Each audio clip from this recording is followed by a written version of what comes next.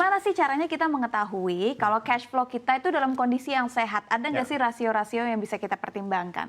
Dan di sini Mas Akbar juga sudah menghadirkan ya cash flow rumah tangga yang penghasilan 15 juta dan yang penghasilan 5 juta. Gimana nih? Ya, kita mulai dari yang 5 juta dulu ya. Tadi kan saya bilang bahwasannya ya sebenarnya kalau misalnya gaji 5 juta atau setara UMP DKI itu sebetulnya masih bisa nutup. Tapi untuk basic needs ya atau pengeluaran-pengeluaran yang sifatnya butuh dan wajib. Ya walaupun ada yang namanya pengeluaran ingin, cuman kita harus melakukan secara terukur gitu ya. Nggak bisa kita foya-foya ya, walaupun bisa cuman benar-benar harus terukur. Ini saya tulis oke lah foya-foya 500 ribu lah satu bulan ya. Dengan total pengeluaran untuk kebutuhan pokok ini sekitar 4,1 juta ya. Saya rasa kos sekarang 1,1 juta masih ada ya. Even di Jakarta Selatan tuh masih ada yang walaupun nggak ada AC-nya ya. BBM, parkir, transportasi 400 ribu, kalau naik motor saya rasa cukup lah ya di sini ya.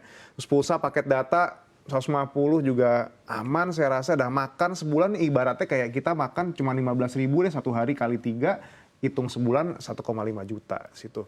Nah, kenapa ada yang nol di sini? Nah, kita coba lihat ada potensi dan ada juga pengeluaran yang emang harus kita waspadai gitu Safinas ya. Jadi kalau misalnya kita lihat pajak motor ini kan dihitung secara tahunan. Jadi kita harus waspada juga ada pengeluaran tahunan. Tapi kita lihat ini kan kita dalam waktu setahun ini kan pasti kita akan terima THR, mungkin ada yang bonusan. Nah ini juga sebetulnya kenapa saya nolin di sini, karena kalau dihitung tahunan kita bisa dapat extra money juga di situ.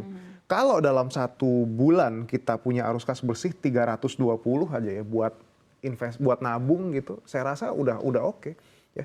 Let's say dikali 12 bulan, ya dapatlah 3,8 jutaan. 3,6, 3,8. Iya, 3,8. Plus nanti dapat THR lagi ekstra, jadi bisa jadi 8 juta ada ekstra di situ. Sebetulnya saya rasa cukup-cukup aja. Dan kalau bisa sih mungkin menambahkan, ini tuh harus disisihkan di awal ya. Betul. Kalau bisa jangan setelah dikurang ini, betul. akhirnya arus kas bersihnya yang nggak ada. Justru arus kas bersih ini kalaupun belum bisa menjadi buat investasi, ini bisa disiapkan untuk menjadi dana darurat. Betul. Ya kan? Dan ya kalau bisa memang jumlahnya 10% sih dari sini ya. Kalau teman-teman bisa diusahakan. Ya paling caranya gimana biar bisa ya dipotong yang di sininya, jangan nggak usah dipotong yang di situ. Karena ini adalah pengeluaran yang wajib.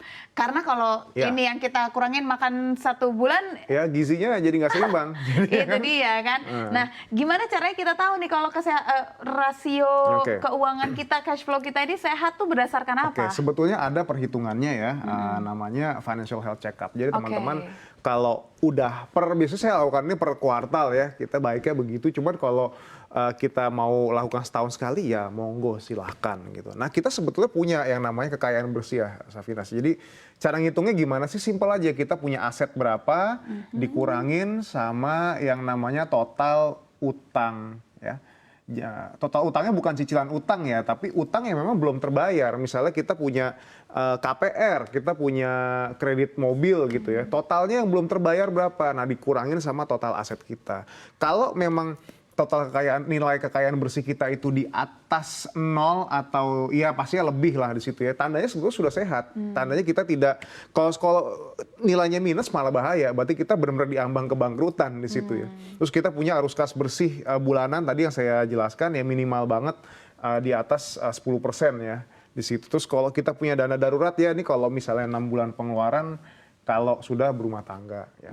Terus kita alokasi untuk risiko, kita punya asuransi, kita bayar BPJS tuh baiknya berapa sih? Alokasikan 3 sampai 15% dari pemasukan bulanan. Terus kita kalau punya tabungan atau aset lancar itu ya paling enggak 15 sampai 20 dari kekayaan bersih. Nah, kalau punya investasi baiknya di atas 50% dari kekayaan bersih. Nah, ini selanjutnya ada rasio utang juga. Kalau punya utang tuh baiknya berapa sih gitu yang batas wajarnya? Sebisa mungkin 50% dari total aset saja. Kalau bisa di bawah malah ya ini kalau bisa malah nggak ada. Oh iya sih, kalau bisa malah nggak ada ya, lebih baik ya. Malah ada. Jadi, pun kalau ada lebih baik di bawah 50%. Iya, maksimal banget 50%. Oke, ini maksimal ya. Maksimal banget, karena kalau misalnya tiba-tiba income kita nggak ada gitu, terus utang kita melebihi 50% dari aset, nah bayangin. Pusing banget kan. Nah ini kemampuan pelunasan utang, ini kalau kita nyicil apa namanya, nyicil itu per bulan berapa ya, sudah teman-teman pasti sudah tahu ya, maksimal banget di 30% dari pemasukan. That's it. Oke. Mas Akbar, ini ada pertanyaan yang masuk nih melalui Instagram @CNBC Indonesia. Pertanyaan yang datang dari @Dwininta Widyastuti Wahyuni. Rumah yang sedang dicicil itu masuknya ke aset, termasuk aset atau enggak? Nah, karena dia masih utang, tapi udah menjadi hak pribadi kan sebenarnya. Menarik. Oke. Jadi ini banyak ini juga ya, banyak mazhab juga dari perencana keuangan yang mengenai yang satu ini. Tapi yang jelas itu bisa masuk, itu akan masuk ke aset dan juga akan masuk ke utang, Safina. Jadi misalnya kita beli sekarang valuasinya berapa rumah itu? Oke, itu kita catat di neraca keuangan kita di bagian aset.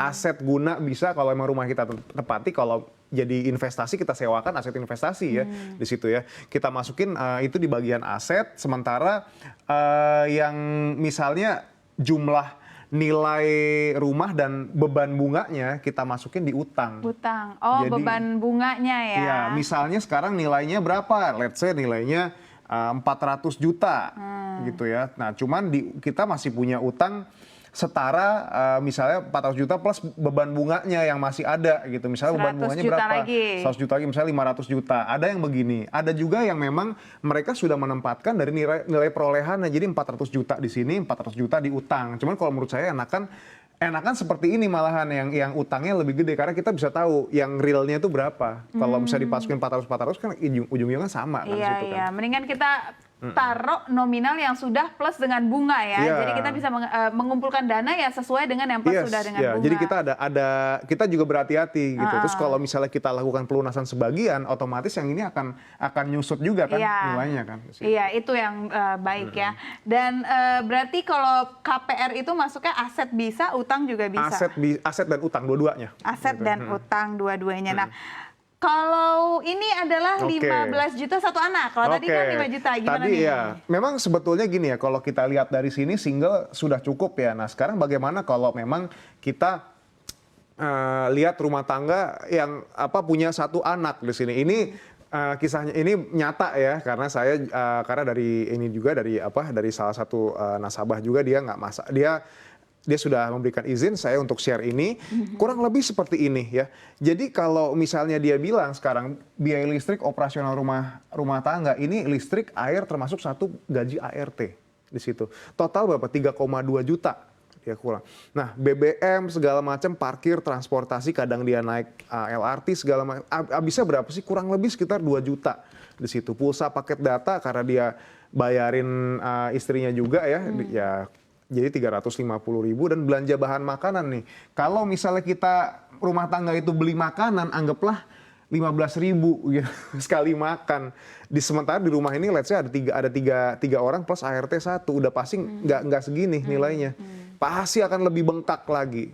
Nah, untungnya rumah tangga ini untuk makan sehari-hari dia masak. Akhirnya bisa ditekan kurang lebih di 2,8 sampai 3 juta. Di situ. Ini ada internet, kabel TV, ini ada cicilan KPR ya. Dan pendidikan anak nih, anaknya masih kecil. Cuman kenapa kok ada pendidikan anak di sini ya? Bisa jadi ini bentuk tabungan nggak sih pendidikan anak? Bukan. Juga? Jadi pendidikan anak ini kayak kelas-kelas pop-up class. Oh iya kelas-kelas yang ya datang sekali, 2 kali, 3 kali course ya.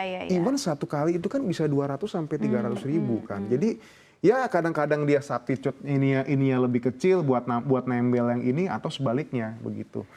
Jadi memang nggak dengan ini ya, dengan yang ada lifestyle-nya kurang lebih segini nih 1,2 nih. Ini juga cuman subscribe ya yang ya tahu lah pastilah streaming dan lain sebagainya ya.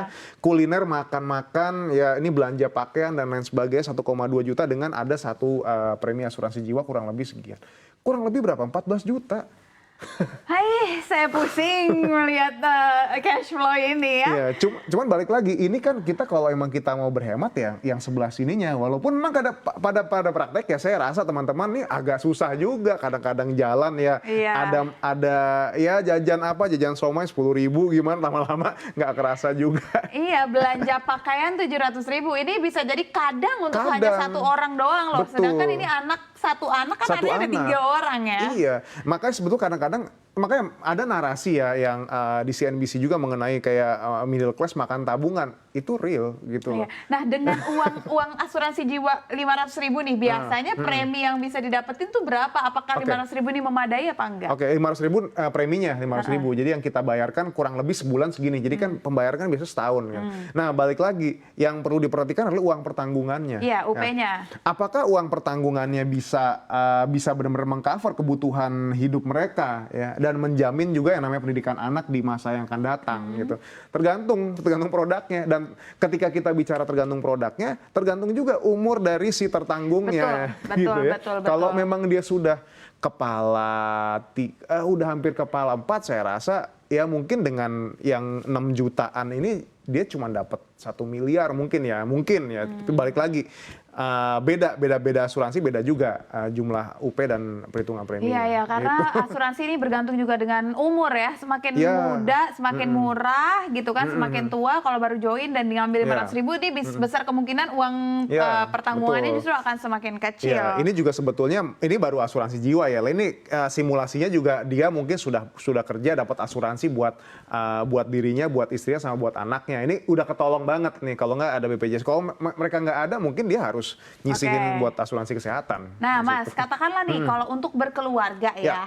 Terus tadi kan pulsa istri di sini misalkan sama suami. Nah, katakanlah kalau misalkan suami juga harus membayar asuransi istri. Nah, baiknya kalau dalam satu keluarga, ini suaminya dulu diduluin atau istri atau malah justru siapa? Kayaknya sih kalau anak nggak masuk dalam pilihan ya, di antara dua ini siapa nih?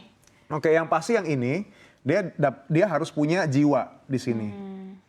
Nah, habis itu istri dan anak kesehatan. Jadi kesehatan. Abis ini aku langsung ngechat suami, udah punya asuransi jiwa belum? Gitu ya. Baiknya begitu, cuman balik lagi ya, ini kan asuransi itu kan proteksi ya. Proteksi yang mana ini sifatnya pengeluaran ya, Saf. Bukan menabung dan bukan investasi. Jadi kalau pada dasarnya dia aja sudah agak-agak megap-megap gitu ya dalam 1 bulan, cash flow-nya udah mepet banget nih kayak gini. Gitu. Cash flow-nya udah padat banget ya dengan nominal 14 juta ini. Sementara kita harus ingat juga ke depannya kan ini akan terus inflasi ya yang namanya pendidikan anak ke depannya. Kalau kita nggak persiap, mendingan kalau ada uang memang buat nabung di sini.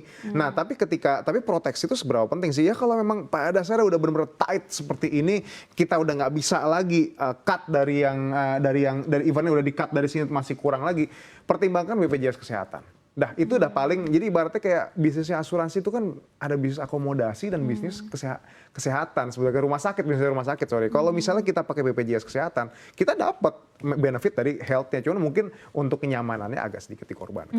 Nah gitu aja, cuman kan preminya murah kan. Iya sih.